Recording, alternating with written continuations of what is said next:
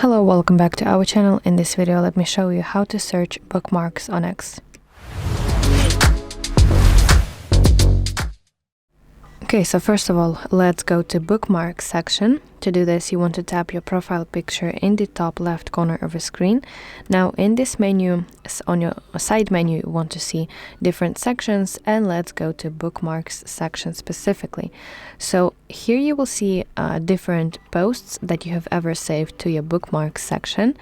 And in order to search bookmarks on X, you want to look at the top of your page. You should see a search bookmarks field. Let's tap here, and now you want to type in keywords or phrase that you remember from the post that you have saved. So let me type cats, and I will see the results that show only bookmarked posts that match your keywords that you have typed earlier.